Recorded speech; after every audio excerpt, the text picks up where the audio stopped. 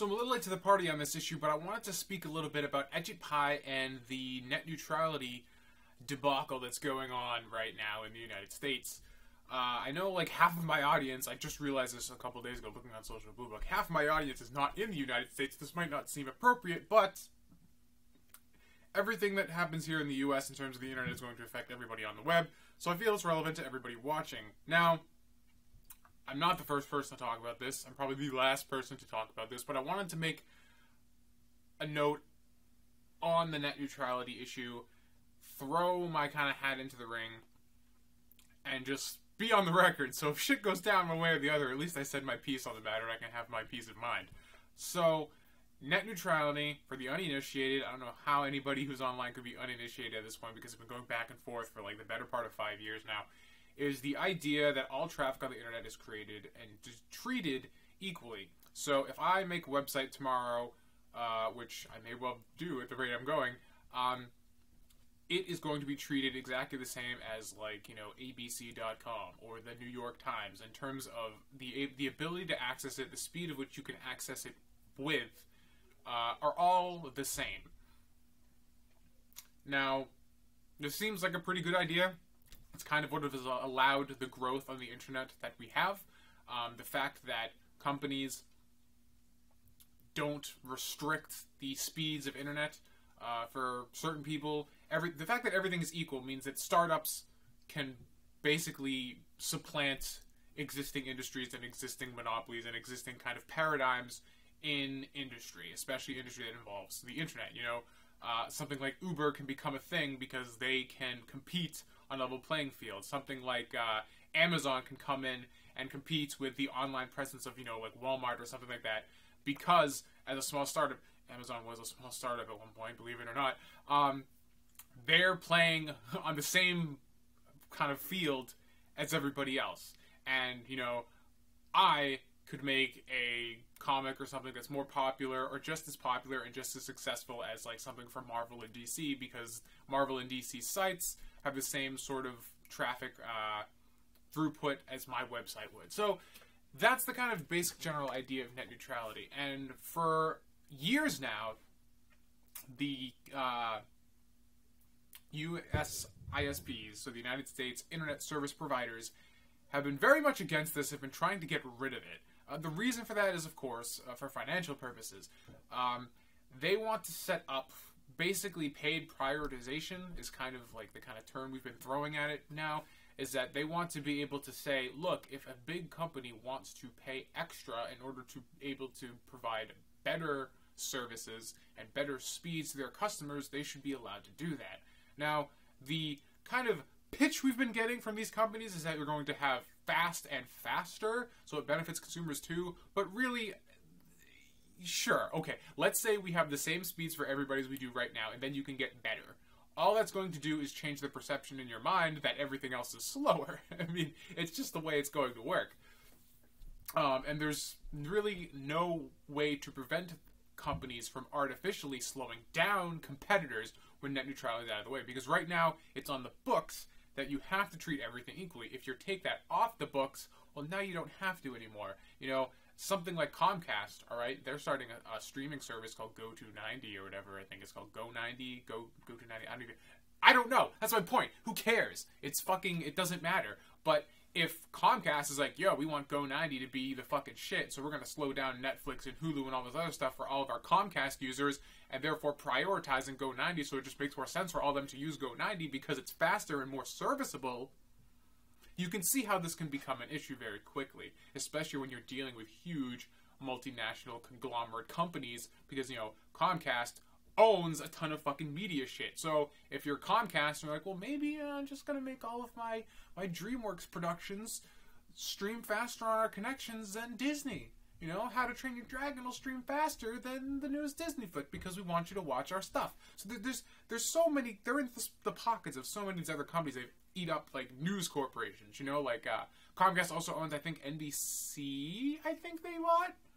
NBC, ABC, one of them. They bought one of the news companies. So now, like, we're going to make our news company's website load faster on our service than anybody else. Now, Ajit Pai, forgive me if I'm pronouncing his name wrong. I probably should have done more research on this and, like, refresher, but I've kind of just skimmed over everything, and now I'm just kind of talking at the camera.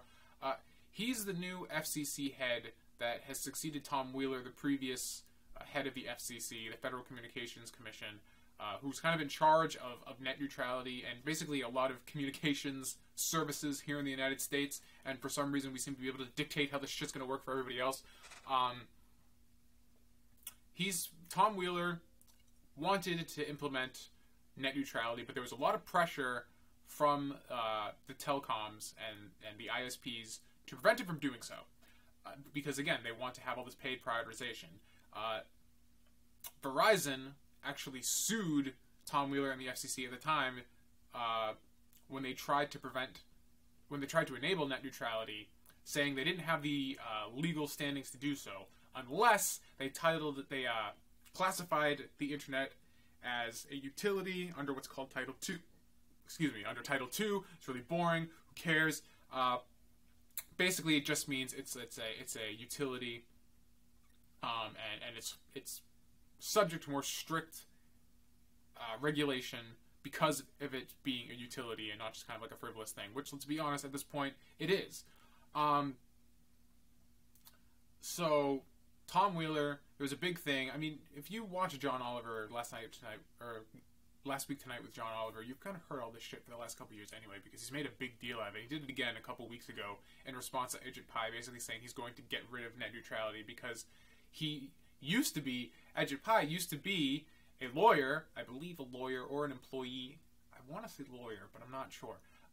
He was in some way connected to Verizon. Just the way that Tom Wheeler used to work for Comcast, or maybe he worked for Verizon too. He worked for one of the big ISPs. Both of them have. So it's just like, why are we fucking letting these people be in charge of the Federal Communications Commission? But, so this guy comes in and he basically says, I'm going to get rid of net neutrality. I don't care what the public says. This is the right thing to do. And he's made a case for the fact that we didn't have net neutrality laws on the book before 2015. And the internet was just fine. And I agree. He's totally right. There wasn't anything on the books. And he's saying that because of, like, the free market and competition, like, we can drive costs down, and it's not in any of these ISPs' best interest to do all this doom and gloom things that people are talking about because of competition. If Comcast decides they're going to slow down everything but Comcast services, you're just going to stop using Comcast and go to something else. They don't want to lose customers, so they're going to keep everything fair and balanced anyway. So on paper, this all sounds well and good, right? Capitalism's done us pretty well in terms of keeping markets relatively in competition and doing the best thing for the consumer in a bunch of other fields, so why wouldn't it work here?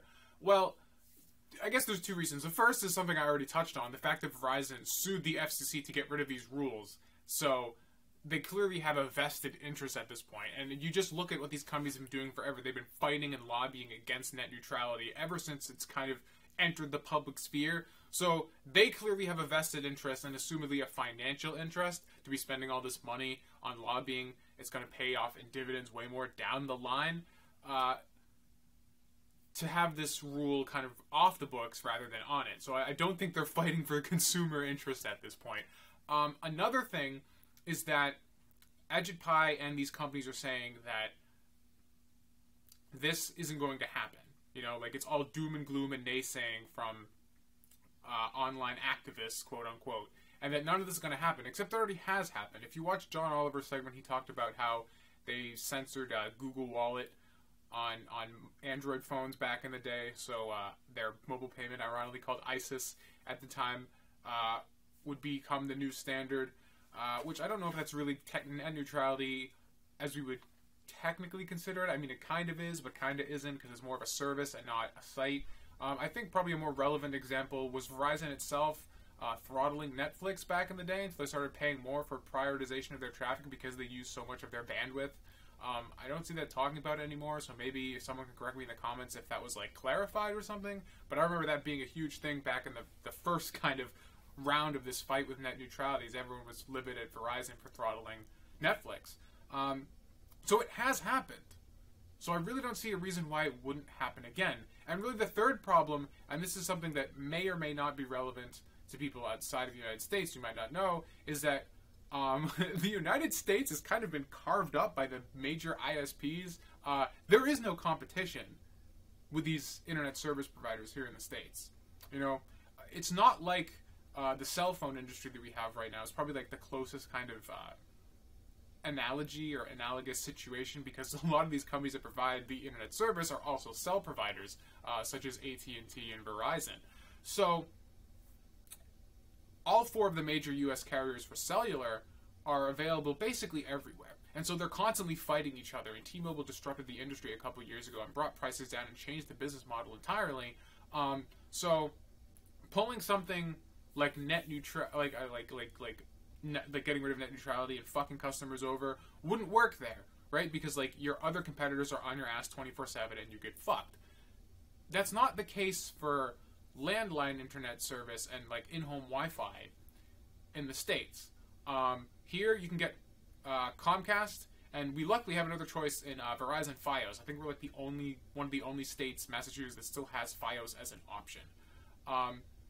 But we have two options, and if both of the companies implement, you know, blocking, like you're fucked. Like you got to choose your poison. And most of the country only has one choice of provider, because they've kind of divided up America and just like, we're going to take here, you're going to take here. They're colluding.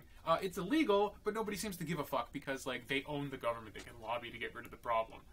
So the whole kind of argument for free market and capitalism and shit, kind of defending naturally against censorship and like paid prioritization, falls apart when you realize there is no competition in this industry at all in the United States. So it's incredibly in their best interest for their bottom line to get rid of net neutrality protections so they can prioritize whatever services and basically gouge money out of big companies that can pay for it so they can get more money, because most people in the United States only have one, maybe two choices of ISPs, and there's nothing they can do about it besides moving to like another section of the country because they own huge fucking sections of the US, like a bunch of states. It's fucked up.